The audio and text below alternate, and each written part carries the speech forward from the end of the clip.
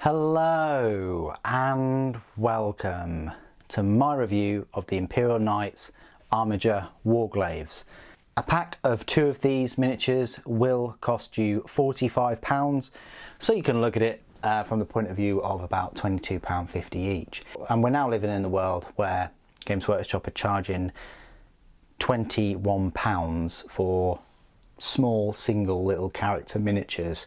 So I think this is actually pretty good value. These will take you a fair amount of time to build compared to the characters these days, which only consist of about 8 parts, and you'll get a lot more fun out of them and posability, and you can just add them to your force. If you haven't yet been able to pick up a Questoris sized knight, you know, like a full knight, this is a good starting block. It will get you introduced with the armor plates, with posing, with magnets if you really want to magnetize the weapons, and it will give you a feel of whether you want to start collecting knights. You know, a box of these and a Questoris knight, it's a great little army to stomp around the battlefield, and it's only 3 models, so it's not going to take you too long to get stuck into 40k with a little army like this. How are they to build, Super? Well, they are straightforward. They won't take you nearly as long as a Questoris knight, full-size knight. Everything goes together very well. You've got 2 different weapon options for the carapace. You've got these Melta guns, which I would always run these as close to the enemy as I possibly can. So therefore I've taken Melta guns, but you do have the option of having the heavy stubbers on there, which are 3 shots each and at much further range. But there we go. Let's have a close look at these miniatures. We'll go through some size comparisons, and then I'll go through all of their 40k rules. So this is one of them right here. They are due to get some 9th edition rules at some point. I'm hoping before the end of the year. That would be cool. But yeah, you can choose not to glue these if you don't wish. You can magnetize the shoulder points there. I've completely glued this. I think it's going to be absolutely fine to paint and spray, but you do have that option. The only thing I haven't glued is just the carapace weapon, because I wanted to be able to move it about and swap it with the other one. But the fit is quite tight, so you don't really need to magnetize it if you don't want to. So that's one of them. This is the other one. They've got these very Mechanicum-esque faceplates on them, which is a little bit different to the faceplate that comes with the Moirax right here.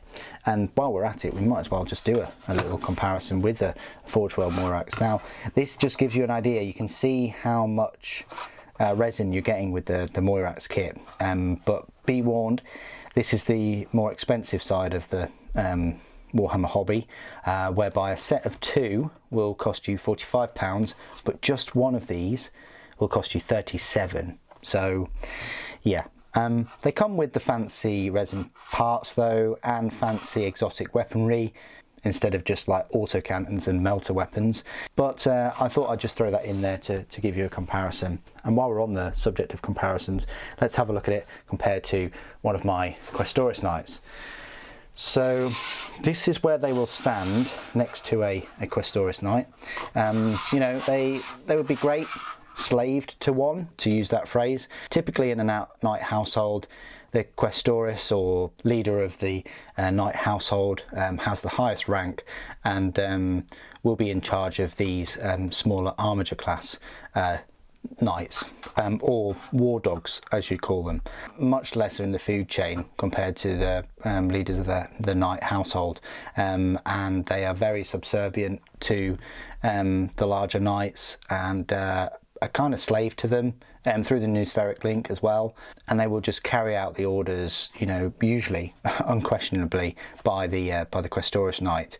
Hence why they've even got the special rules of being of having the heroic intervention of jumping in the way of the larger knights to protect them from any blasts and things, because their shields and things are still very potent. They're still armed with the same 5+ invulnerable saves as the bigger brethren, which I think was a good move. So that's where they stand next to a Questoris size knight, which is the one that you normally see in the stores and pick up. Next to a Cerastus sized knight. We're on a little bit of a shoulder pauldron issue with this one, but there we go.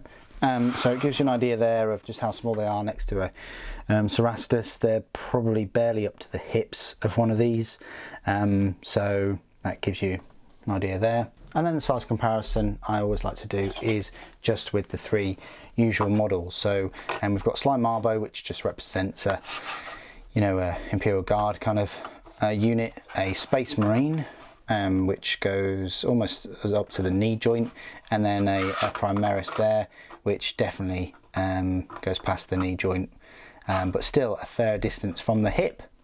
So yeah, even the smallest knights in a knight army are still pretty big, and they are the same size, if not a little bit bigger, than some of the dreadnoughts in you know, usual armies. And these are, I don't really want to call them the troops, but these are like the smallest out of the force. Okay, and the final thing for me to do in this review of them is just to go through all of their 40k rules. You'll find them in the Codex Imperial Knights book, which did come out a good few years ago now, back in 2018. They are due for a 9th edition update, but I'm not sure when their update is going to arrive, and it is 9th month on the channel, so now is the time for me to complete their reviews. So the Armiger Warglaive, they are a power points cost of a 9 and a points cost of 160, meaning they are the cheapest unit, in the Knight Force. They're 10 points cheaper than the Knight Helverins. The unit contains one Armiger Warglaive. It can include one additional Armiger Warglaive for a power level of +9, or 2 additional Armiger Warglaives for a power level of +18. Each Armiger Warglaive is equipped with a Reaper Chain Cleaver, Thermal Spear and Heavy Stubber. It's one of these units, as with all vehicles, whereby its remaining wounds affects its stat line. It starts off with 12 wounds, and if it's got between 7 and 12, and its strength is 6, its toughness is 7, 12 wounds, 4 attacks, leadership 8 and a save of 3+. Between 7 and 12 wounds, its movement is 14 inches and the weapon skill and ballistic skill are 3+. Between 4 and 6 wounds, the movement drops to 10 inches and the weapon skill is 4+ and ballistic skill 4+. And between 1 and 3 wounds, the movement drops by half down to 7 inches and the weapon skill and ballistic skill drop to 5+. Now, the weapons that it's equipped with is the Thermal Spear.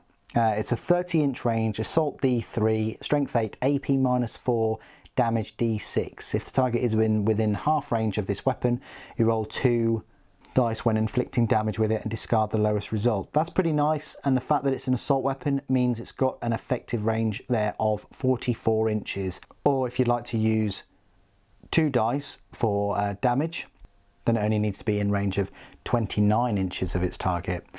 So it can certainly make up the close the distance and let rip with the Thermal Spear. It's also got the Reaper Chain Cleaver. Now, when these first came out, they only had one profile type for the weapon. They then since added another one, so now you've got 2. You've got a strike attack, which is a strength ×2, which is 12, AP -3 and damage 3, that's quite strong. The sweep attack is strength of the user, which is 6, the AP drops to -2 and it's only damage 1, but you do make 2 hit rolls for each attack made with this weapon instead of 1. So you are going to be hitting with 8 strength 6 attacks, which is alright for like hordes and things. The other weapons you've probably heard of before, such as the Heavy Stubber, which is a range 36 inches, heavy 3, strength 4, AP 0 and a damage of 1, or the Melta gun, which is a range 12 inches, assault 1, strength 8, AP -4 and damage D6, and again it's got the Melta rule, so if the unit is within half range of the weapon, you roll 2 dice when inflicting damage and discard the lowest result.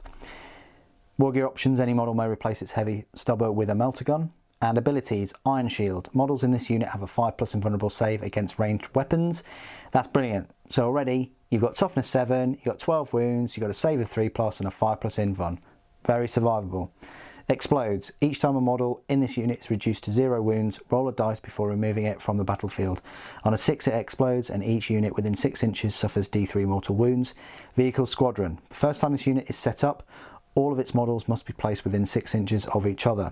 From that point onwards, each operates independently and is treated as a separate unit. Keywords: Imperium, Imperial Knights, Questor, Allegiance, Household, Vehicle, Armiger Class, Armiger Warglaive. So there you go. That's my review of the Armiger Warglaive. Fantastic, cheap model.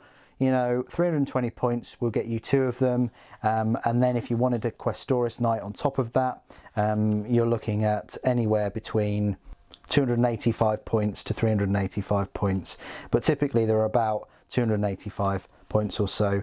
So straight away you've got 600 points of knights with just the 3 models. You're well on your way to building a nice little force.